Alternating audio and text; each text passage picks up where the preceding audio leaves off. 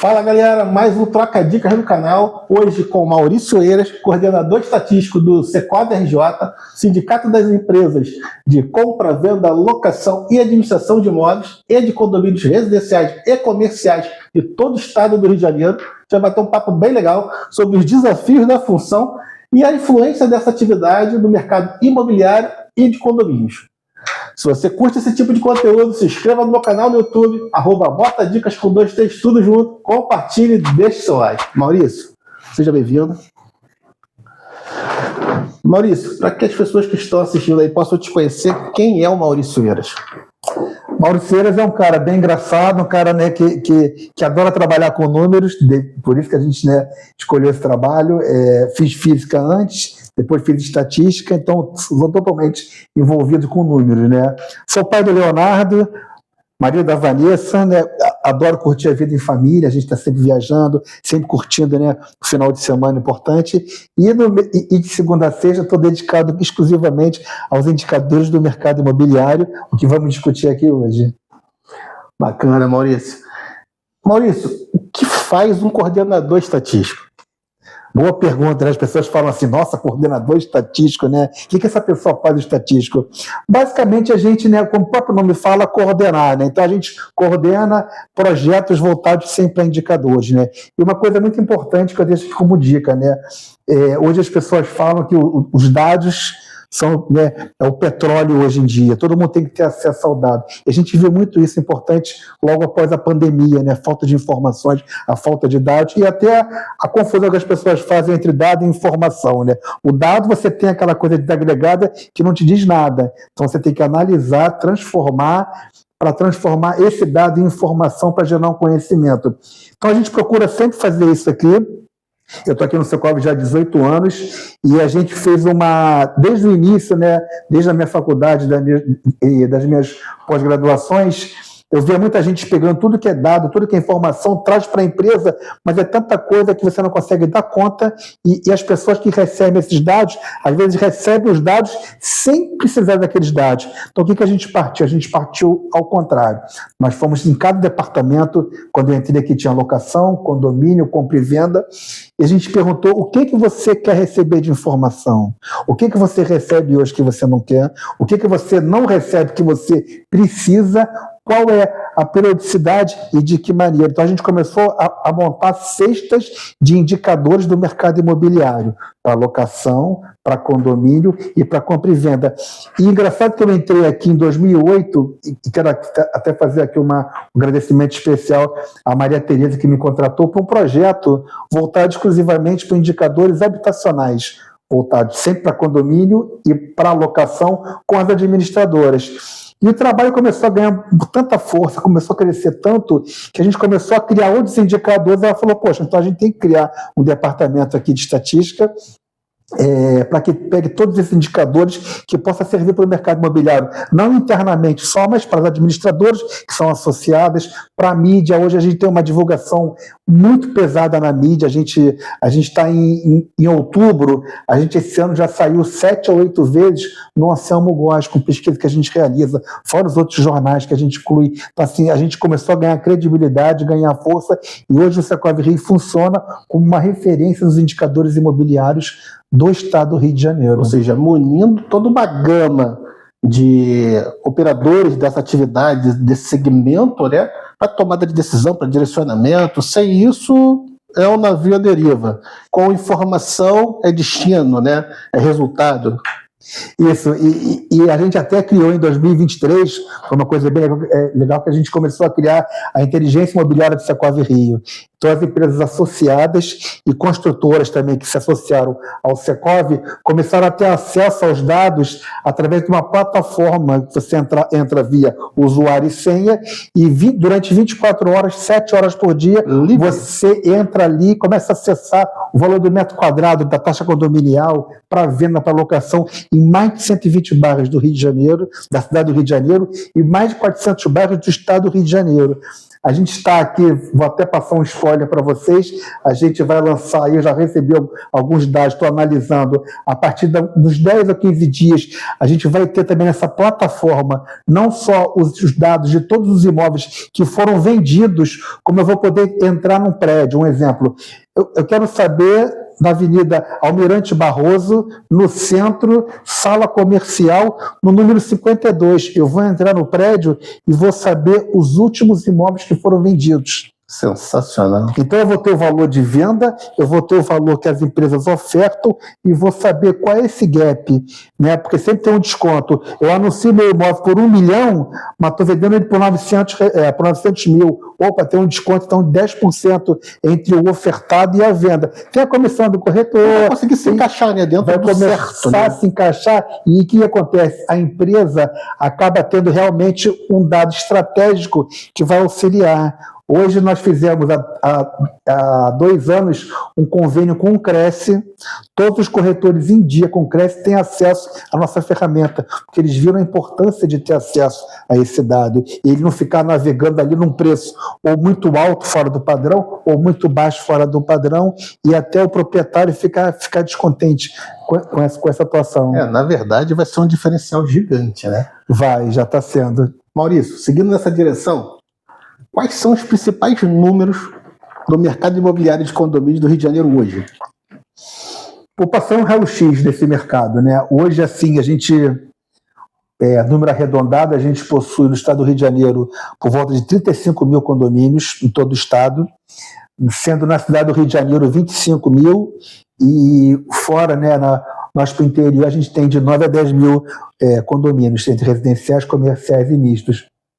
O número médio de unidades está em torno de 40.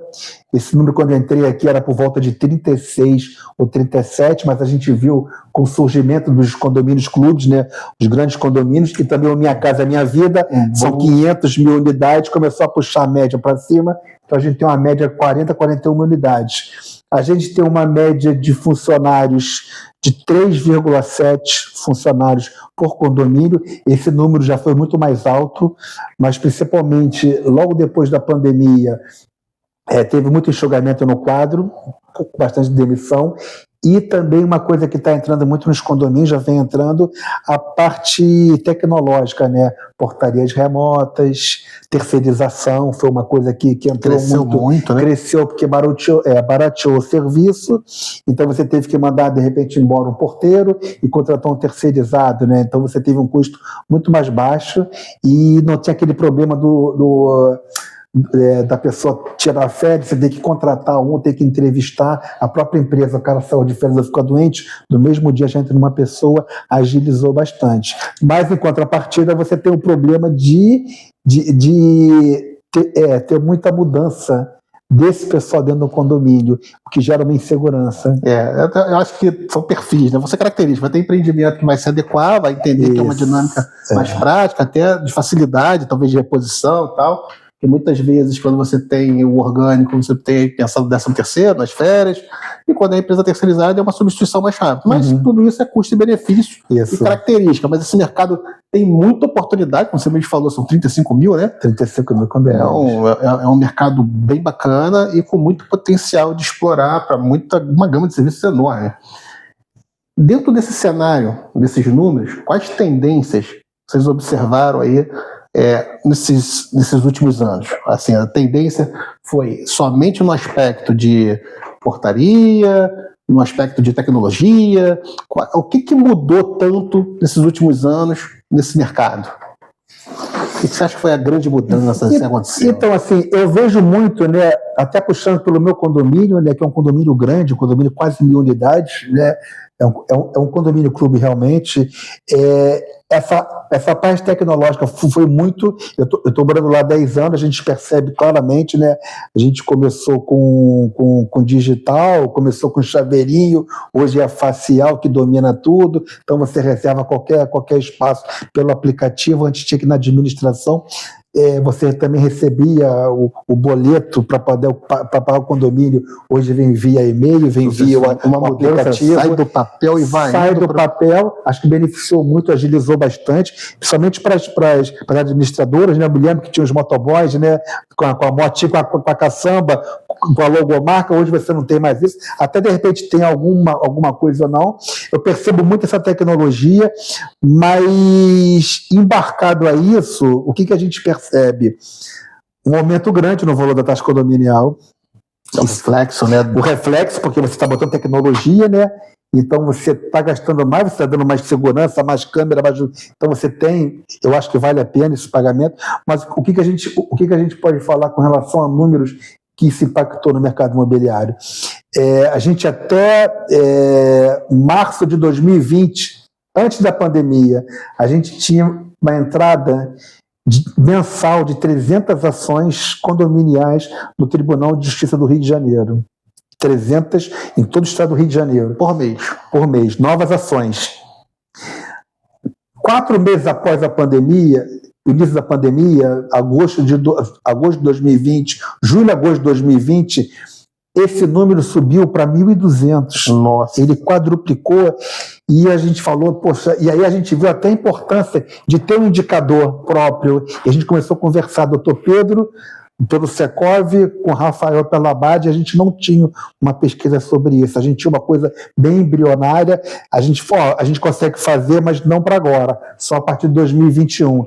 E aí fizemos essa pesquisa que durou até novembro de 2024.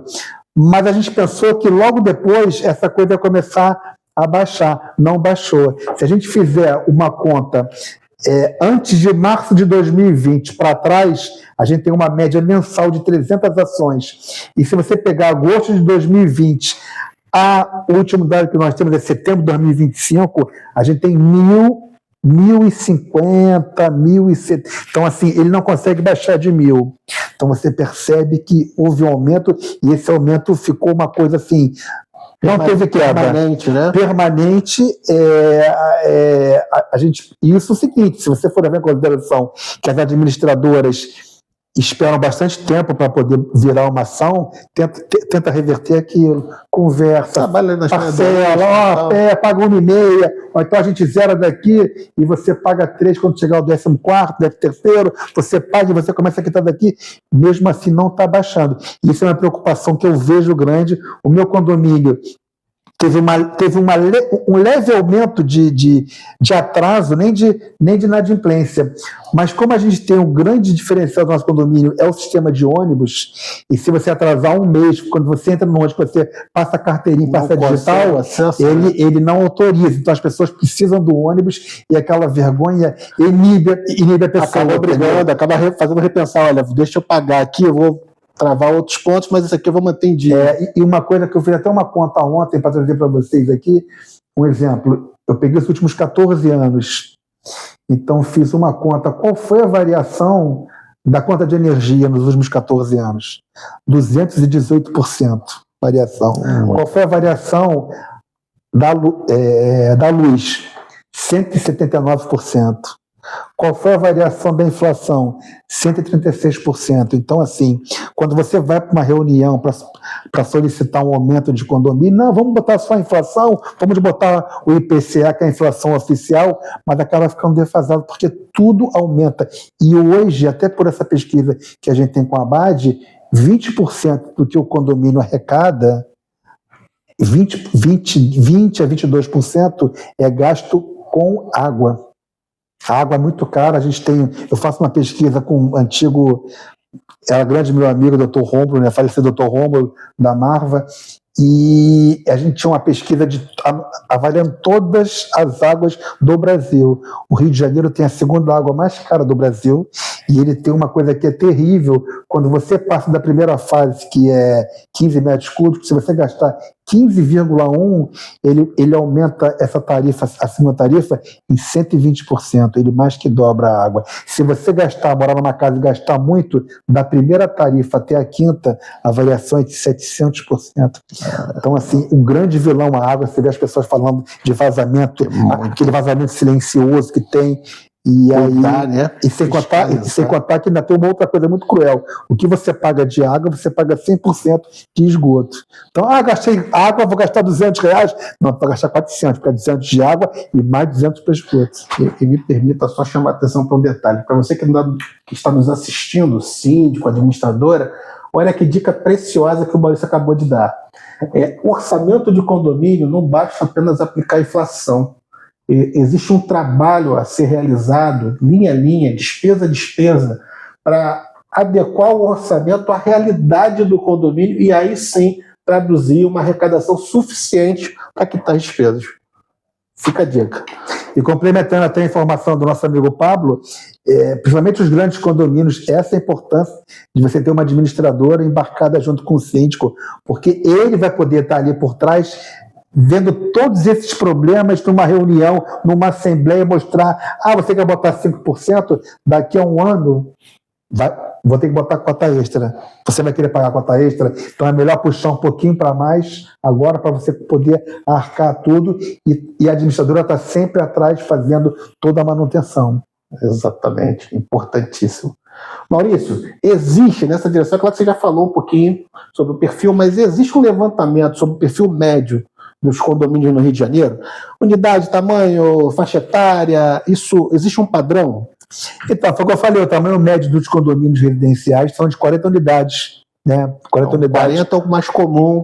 É o mais comum, é a média, né?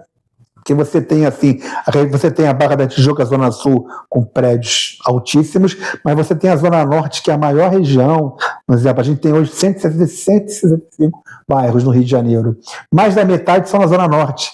E você chega na Zona Norte, são prédios de 3 andares, 4 andares, então são prédios menores. Mas a média é de 40 a 41 unidades por prédio, 3,7 funcionários por condomínio. O número de moradores, segundo o último censo, no Brasil é de 2,97 pessoas por domicílio, e no Rio de Janeiro é 2,70 moradores, né? Tá cada vez enxugando mais. Por isso que você também percebe aí o grande crescimento de lançamentos de unidades de um quarto, de estúdio. O novo modelo, né? Porque as famílias estão diminuindo de tamanho, né? Ter filho tá caro. Hoje no Brasil, né? Isso é uma pesquisa, deve ter uns 3 anos do IBGE, tem mais animais de estimação do que criança hoje no Brasil. Impressionante. E parece que é uma tendência não só do Brasil, vários países aí vivendo essa dinâmica. Maurício, e a inadimplência? Como é que estão os indicadores de inadimplência condominial no Rio de Janeiro hoje? Então, o grande problema hoje, né, a gente mede muito aqui pelo Secov o atraso, né, a taxa de atraso. Geralmente a inadimplência ela é um pouco menor que o atraso. A pessoa paga, depois ela espera 10, 15 dias e vai pagando, só que às vezes quando enrola muito a pessoa acaba acumulando uma ou duas. E esse é o grande problema, por quê? Você tem teu cheque especial, tem teu cartão de crédito. Qual é a grande diferença? Quando você atrasa o cartão de crédito e bota no rotativo, só para você ter uma ideia, se o rotativo me cobra 15% de juros mensais, ao longo de um ano acumulado, eu vou ter um juro de 450%. Eu não vou ter 15 vezes 12%. Porque é juros sobre juros, são juros compostos. Então, esses 15% ao mês, em 12 meses, se transformam em 430%, 440%. Então, a pessoa, o que faz? A pessoa acaba atrasando, pagando o cartão com medo de não atrasar, de pagar uns juros altos. E o que acontece? A taxa mais barata hoje é do condomínio, 2% só e mais 1% de mídia.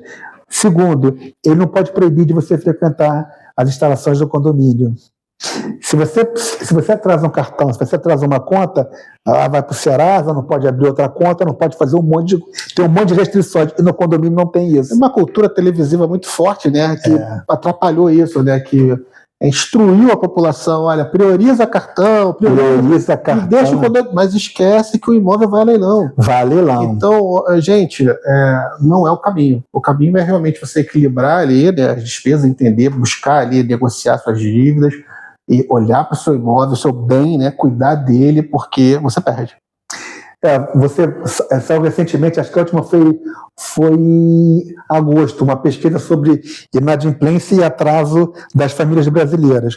Quando você fala de atraso, ou quando você fala de inadimplência, 30% das famílias brasileiras têm pelo menos uma conta em aberto. Quando você fala em endividamento, 80% das famílias têm endividamento. Mas o que é o endividamento? A pessoa tem um cartão de crédito com faturas a vencer, com compras a vencer, ou um cheque especial, um crediário, um boleto de carro, financiamento de carro, financiamento imobiliário. Então você percebe, 80% das famílias possuem parte do seu dinheiro já com endividamento para pagar. Ele não está em atraso, mas ele tem uma parte do salário já precisa ser programado, porque ele não pode usar. E 30%, que é um número altíssimo de famílias, possui pelo menos uma conta em atraso. E aí, quando a gente cruza essa informação com os dados do Tribunal de Justiça, que quando a gente entrou em lockdown, né? Então as pessoas teve muita demissão. Verdade. Eu passei por isso aqui no Secov, eu trabalhava um certo tempo e tinha 20%, 25% descontado do meu salário, porque eu só trabalhava 3 dias ou 4 dias. Foi um plano do governo para não mandar embora. E que impactou tudo, né? Porque a pandemia trouxe, a gente falou até há pouco, né? O síndico teve que se reinventar dentro daquele processo. Foi. E aí a inadimplência, que não era talvez tratada de forma com tanto empenho, né? E aí se tornou algo ali realmente imprescindível. Olha, eu preciso trazer receita. Aquilo que está suspenso e que eu não atuava de forma contundente, eu passei a atuar e não voltou, né? Continuo atuando. Continua. E uma coisa interessante, assim, eu fiz parte durante 2 a 3 anos lá do Conselho Fiscal, do condomínio, e uma coisa que, assim, o síndico tem que ficar atento, e também a administradora. Se você atrasou, vamos dizer, tá lá o Maurício, mora há 10 anos, nunca atrasou. O Maurício não pagou o condomínio esse mês. Será que ele está com dificuldade, perdeu o emprego, alguma doença? O síndico pode chegar e conversar. Vem cá, Maurício, você não pagou. Até esqueceu. Eu já vi casos de gente esquecer. Meu Deus! Eu botei débito automático, mas não entrou, não sei o que, aquilo. Vou pagar agora. Então você evita, porque se uma pessoa atrasa atrasou 2, no final do ano eu acerto isso, e vira uma bola de neve, e aí atrapalha. E o que acontece? Daqui a pouco você está tendo que gerar uma cota extra, aí o cara que paga em dia vai ser prejudicado, porque ele vai ter que arcar para poder cobrir o cara que está. E você vê o cara desse, às vezes, carrega, né? Chegar com carro zero na garagem, um colégio maravilhoso, entendeu? O Secov tem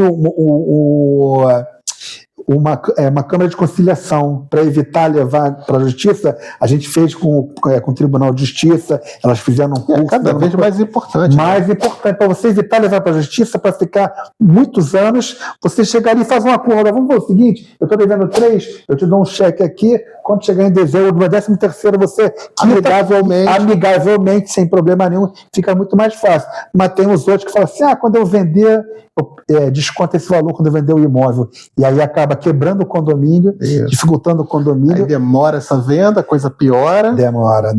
E você falou uma coisa, assim, essa coisa da pandemia, que o síndico teve que se reinventar, mexeu nas 2 partes do mercado imobiliário.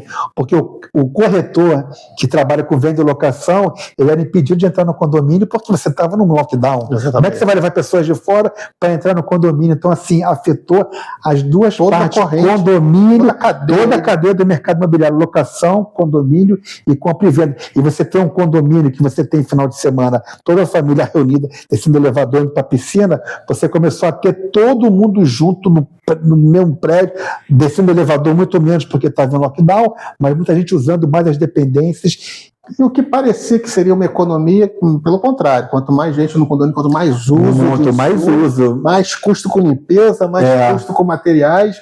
Então, esse foi um pensamento equivocado. Muita gente achou, olha, vamos economizar. Não vamos economizar. Na verdade, você tem que ter maior incidência de limpeza, mais insumos. E a gente percebeu isso claramente, porque a gente também acompanha nessa pesquisa que a gente tem sobre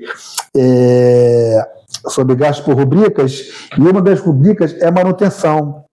E a manutenção, que a gente tem uma média de 20% total do condomínio é gasto com manutenção, nessa época da pandemia, ele chegou a 25%, 27%, porque mais pessoas usando o elevador, mais pessoas usando a garagem, o carro entrando e saindo várias vezes. Muito então, maior, o desgaste, o material de limpeza, o gasto foi bem maior e subiu esse percentual bastante na época da pandemia. Ainda nessa questão da inadimplência, existe alguma correlação entre juros, inflação e variações sazonais na hora de avaliar esse número? Com certeza, porque um exemplo, às vezes a pessoa está endividada e aí você fala assim, vou pegar um empréstimo no banco. Como que você vai pegar um empréstimo no banco com uma Selic altíssima?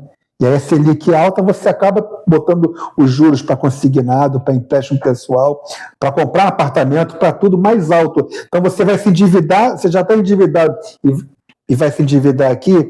Então isso foi uma coisa que você vê, um exemplo, as pessoas também não deixam de pagar um plano de saúde. Não aumenta que nem a inflação, aumenta 15%, 20%. Você vai deixar de pagar um plano de saúde para a tua família? Não, vou pagar o plano de saúde, vou pagar o colégio do meu filho. E o condomínio? O condomínio, depois a gente fez isso daí.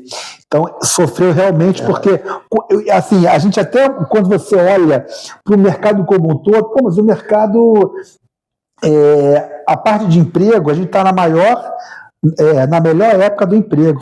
É o menor índice de desemprego desde o início da série histórica que o IBGE acompanha.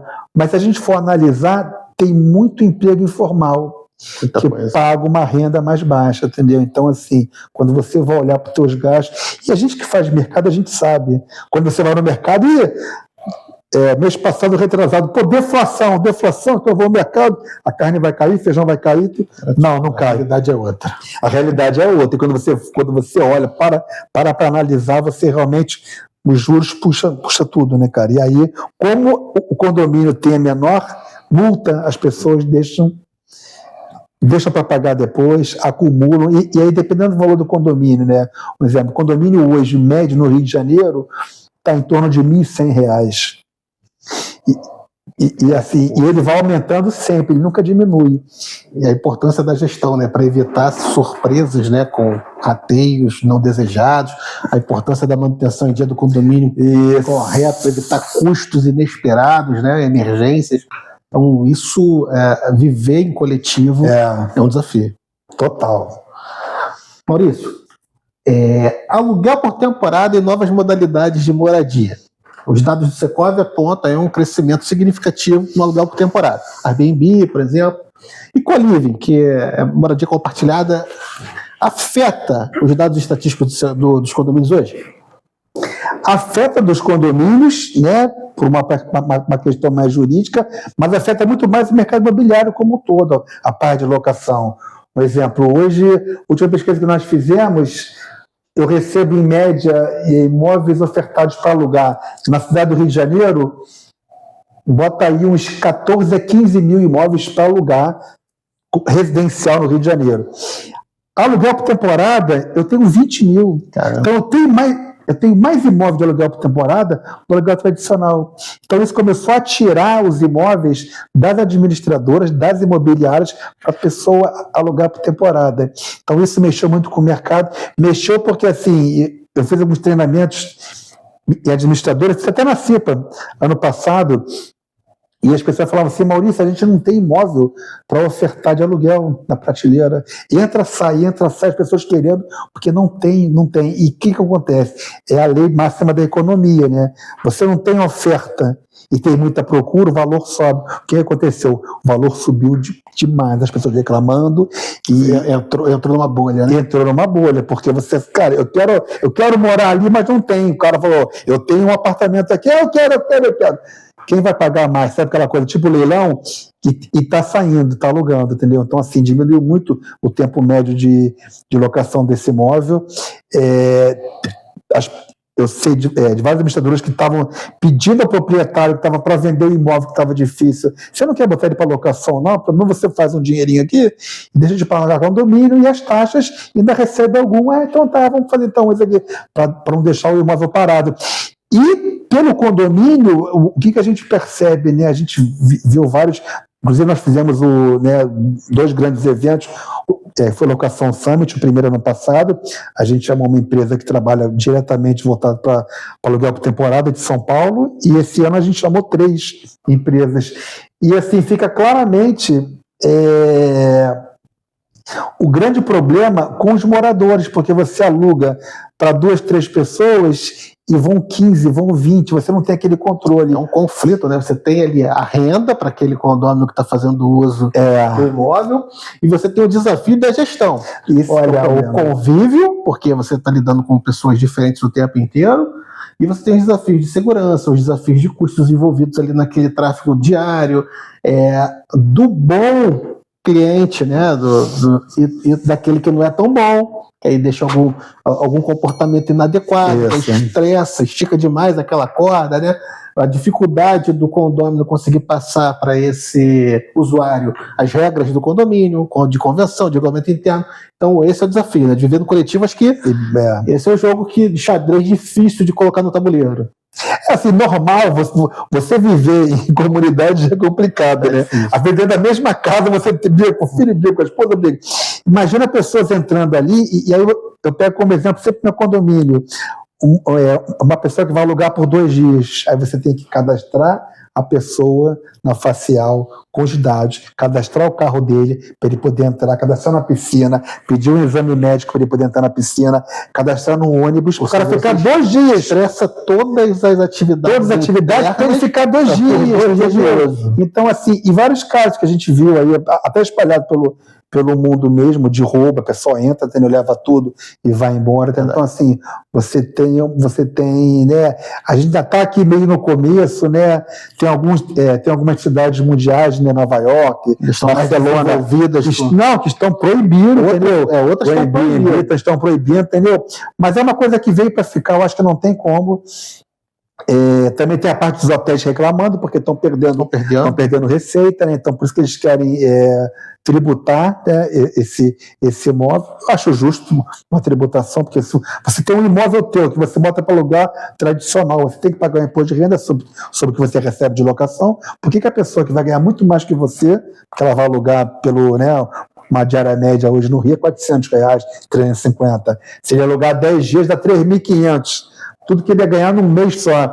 Então, por que não tributar também essa pessoa? Eu acho que tem que ser tributado, não como estão querendo fazer o valor, mas tem que ter um valor ali aceitável. Eu acho que é bom para todo mundo. Eu viajei semana retrasada, essa da minha esposa, fomos para Mangaratiba, pegamos um apartamento maravilhoso, de frente para o mar, entendeu? Também Airbnb. E característica, né? O Rio de Janeiro é uma cidade muito turística, né? Então, turística. É um conflito de interesse muito grande. Existem cidades e países até mais desenvolvidos nesse processo, e existem aqueles, como você falou, que decidiram por abolir. Mas é uma discussão gigante, né? Eu percebo claramente, até nos eventos que eu vou em São Paulo, quando a gente viaja, a gente chega lá enquanto o pessoal, tudo bem, tem que ir ao hotel. Não, hotel nós viemos no aluguel por temporada, fica todo mundo lá, a gente compra uma cervejinha, leva para lá, bate um papo à noite, não sei o quê, ficou mais barato para a empresa. Então até as empresas que iam exclusivamente para o hotel estão preferindo aí, entendeu? Ficando num lugar melhor, num lugar mais, né? Tem mais liberdade, né, para a hora de chegar e tudo, não tem. Então, assim, é o mercado que veio para ficar, esse. E o segundo que você falou, né, o Colive, o Multifamily é uma coisa que a gente também trouxe para o Locação Summit duas pessoas para falar, aliás, um para falar no ano passado e 2 para falar nesse ano. A gente trouxe a Greystar, que é a maior empresa do mundo, nessa parte de Multifamily, né, dos Estados Unidos. Acho que são 8 milhões de unidades, 8 milhões a 5 milhões de unidades só voltadas para isso. Eles constroem o prédio e botam para locação. Aqui, por a locação está muito... passou por um momento muito, muito ruim, um valor muito baixo, não valia você comprar um apartamento como investimento e botar para aluguel. Você tinha uma rentabilidade de 0,2, 0,3. No ano isso daria 5%, 6% por aí, muito abaixo da inflação. Então, como começou a aumentar muito, a rentabilidade aumentou, agora a rentabilidade está acima de 0,5%, vai a 9%, 10% ao ano. Então, já tornou uma coisa muito mais aceitável. E, assim, para quem vai alugar, claro, você vai pegar um pessoal de um poder aquisitivo classe B para cima, porque você vai pegar um apartamento já vem mobiliado, então ar-condicionado central, deu problema, chamou a empresa vai lá e troca. Tem um problema no micro-ondas. Existe uma estrutura, né? Você paga por essa estrutura, entendeu? Geralmente são empresas, entendeu, que botam seus funcionários. Então, assim, é uma coisa... Teve uma noite, né, que está retrofitando. A gente já sabe que vai ter um Laranjeiras também que vai lançar. Vai ter um agora na Gávea, que a menina me ligou da Performance, que vai lançar com 200 e poucas unidades, voltado especialmente para aluguel para os estudantes da PUC. Tem muita gente de fora. Vai ter também no Flamengo também, entendeu? Então, assim, a gente tem aqui a parte do antigo até Novo Mundo ali no Flamengo, que a gente também trouxe essa pessoa.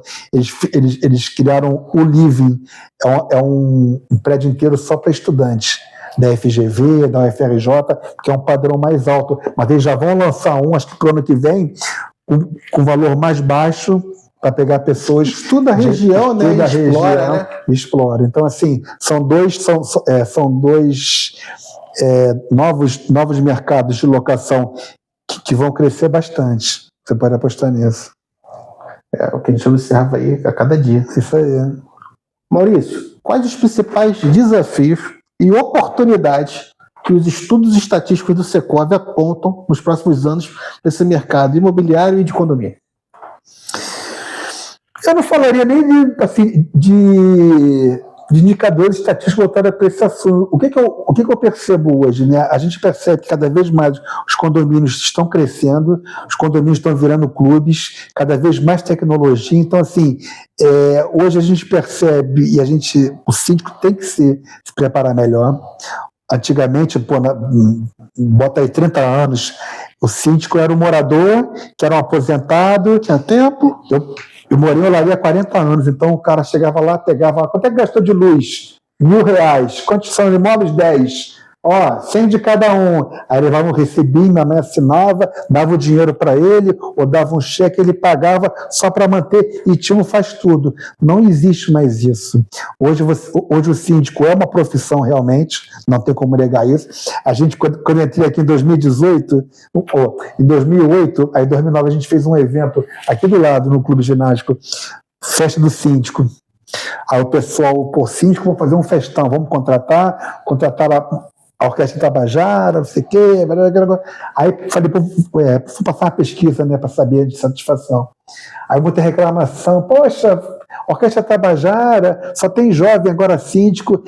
A gente não tinha, assim, eu era novo mesmo no Secovi, mas o pessoal da antiga não tinha essa noção que o perfil do síndico mudou. Completamente. Antes era um aposentado, o cara que ele estava ali só para não pagar o condomínio. Não, hoje virou uma profissão. E cada vez mais tecnologia, o síndico tem que estar ali, sabe, envolvendo, estudando, legais, né? Desenvolvendo, porque cai direto de cima dele. Então, ele tem que estar antenado para isso. E uma dica que eu falo, principalmente dos condomínios grandes, que eu falei no início, volto a repetir aqui, a importância de você ter uma administradora para você evitar aqueles pequenos problemas que ficam, sabe, te enchendo durante o dia, deixar com a administradora para o cara poder mais andar pelo condomínio, conhecer o que está acontecendo, conversar com os moradores, coisa que a administradora não consegue fazer. E a importância de olhar para esse cenário, como você disse, né, o perfil mudou, os condomínios estão trazendo cada vez mais complexidade. Então, dentro de uma administradora também é você adaptar esse atendimento de acordo com cada perfil de cliente, para você poder entregar, né, laranja com laranja, banana com banana, que a gente chama de fazer uma entrega correta. Importantíssimo. Né? Isso é importante. A administradora, o síndico está sempre se retroalimentando de informação, se desenvolvendo, porque, como você disse, é um mercado que exige tecnologia hoje, é um mercado que está exigindo obrigações cada vez mais, né, cada vez novas obrigações, inúmeras delas aí, foi aquela questão que começa um pouquinho lá atrás, quando teve um desabamento no centro do Rio, que aí veio o laudo de auto-vistoria obrigatório, foi próximo, né? E aí, depois disso, tantas outras, né? Certificação, FDRN, FIA Social e O gás também, né? A coisa do gás também, isso. Então, se o síndico não tiver cuidado, ele entender que ele é um gestor coletivo de vidas, né? Ali De dentro, vidas, isso aí mesmo, ele tem a função, ela te dá tem um glamour, né? De você estar ali fazendo gestão de um colegiado, de empresas, mas existe toda uma responsabilidade que não pode ser descartada. Então, isso é fundamental. Muito bem dito aí por você. Não, importantíssimo isso. E está sempre próximo da administradora, né? Porque é uma parceira ali mesmo, entendeu? Vocês trabalham em conjunto em prol do condomínio, né? Então tem que estar tudo ali azeitado, ali, tudo de acordo e sempre muito investimento em conhecimento do síndico profissional. E até porque a gente sabe hoje que o síndico, a gente tem já vários casos que eles administram mais de um condomínio. Então, se ele administra 1, 2, 3, 4, 5, sozinho, para ele gerar toda a parte de documentação, todo esse controle, não tem como ele fazer. E é importante ter um administrador até para dar esse suporte. Dar esse suporte para ele, com certeza. Maurício, para a gente fechar esse papo bacana que a gente está tendo aqui, que eu tenho certeza que está trazendo muito esclarecimento e muito conhecimento para quem está assistindo sobre essa função tão diferente, né, de coordenação estatística. Tirando a tua experiência, todo esse tempo que você tem na atividade, vivendo esse mercado, respirando isso, quais dicas o Maurício Eiras daria, aí eu vou separar em 2 blocos, para as administradoras de condomínio e para os síndicos que atuam, que queiram atuar, enfim, quais dicas o Maurício daria para esses 2 perfis aí? Para os síndicos, eu volto a falar sobre a parte de qualificação, é uma coisa importante, né, que eu acompanho, né, a gente tem um curso muito legal de ADM de condomínio, e eu faço a abertura desses cursos, e a gente sempre fala muito sobre isso, sabe, sobre cada vez estudar mais, conhecer seu mercado, entendeu? E eu trago vários indicadores, onde é que estão esses condomínios, quais são as regiões, quantos percentuais são administrados por administradora, quantos não são, então você percebe, só rapidinho aqui, quase 90% dos condomínios da Zona Sul possuem administradora. Quando você vai para a Zona Norte, esse número cai abaixo de 50%, porque é um local mais distante, são muitos bairros, entendeu? Então, assim, as pessoas não vão. Então, aonde você pode conseguir uma carteira melhor. Então, conhecimento, trabalhar sempre em cima de números, trabalhar em parceria com a administradora. E a administradora, assim como eu posso falar administradora, ela tem que estar sempre em parceria com esse síndico, né? Não pode haver algum ruído, né, do síndico, então tem que estar sempre ali presente. Sinergia de trabalho. Sinergia de trabalho é muito importante, e acompanhando muito de perto essa parte de atraso de inadimplência, porque isso vira uma bola de neve, e depois para você reverter é um processo muito demorado. Olha isso. Obrigado pela participação. É um prazer. Obrigado por me receber aqui. Você que acompanhou a gente até aqui, se curtiu o conteúdo, se inscreva no meu canal do YouTube, @motadicas com 2 T's, tudo junto, compartilhe e deixe seu like. Fica a dica, forte abraço.